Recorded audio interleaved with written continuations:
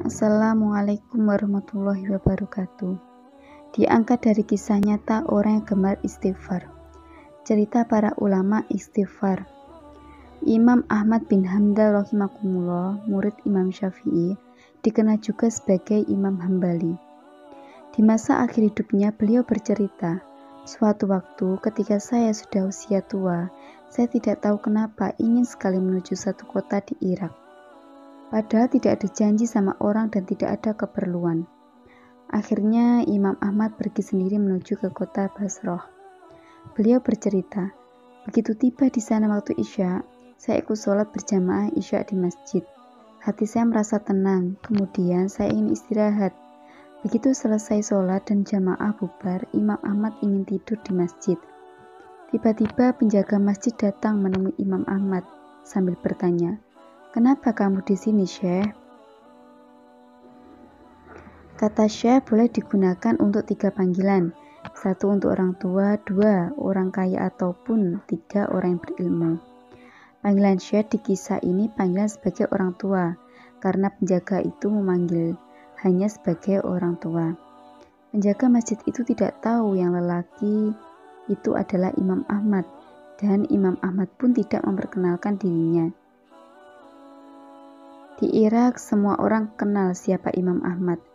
Seorang ulama besar dan ahli hadis.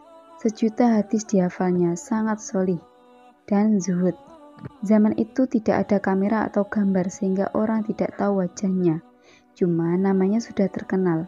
Imam Ahmad menjawab, "Saya ingin istirahat, saya musafir." Kata penjaga itu, tidak boleh tidur di masjid." Imam Ahmad bercerita, "Saya diusir oleh orang itu, disuruh keluar dari masjid. Setelah keluar masjid, dikuncinya pintu masjid. Lalu saya ingin tidur di birai masjid. Ketika sudah berbaring di birai masjid, penjaganya datang lagi, marah-marah kepada Imam Ahmad. 'Kamu nak apa lagi, Syekh?' Kata penjaga itu.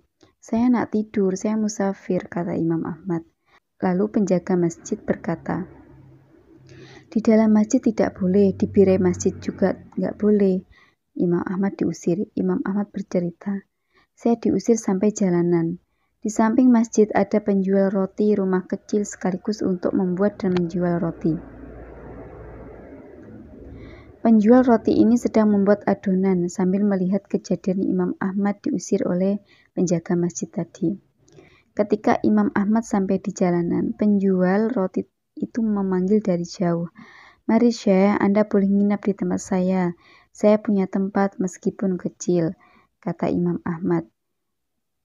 Baik, Imam Ahmad masuk ke rumahnya, duduk di belakang penjual roti yang sedang membuat roti, dengan tetap tidak memperkenalkan siapa dirinya, hanya bilang sebagai musafir. Penjual roti ini punya perilaku baik dan memuliakan tamu. Dia terus membuat adonan roti sambil terus-menerus melafazkan istighfar, astagfirullah. Saat meletakkan garam, astagfirullah. Memecahkan telur, astagfirullah. Mencampur gandum, astagfirullah. Dia senantiasa mengucapkan istighfar, sebuah kebiasaan mulia. Imam Ahmad terus memperhatikannya. Lalu Imam Ahmad bertanya, "Sudah berapa lama kamu lakukan ini?" Orang itu menjawab, "Sudah lama sekali, Syekh. Saya menjual roti sudah 30 tahun. Jadi semenjak itu saya lakukan." Imam Ahmad bertanya, "Apa hasil dari pembuatanmu ini?" Orang itu menjawab, "Lantaran wasilah istighfar, tidak ada hajat atau keinginan yang saya minta, kecuali pasti dikabulkan Allah. Semua yang saya minta, ya Allah, pasti saya akan dapat."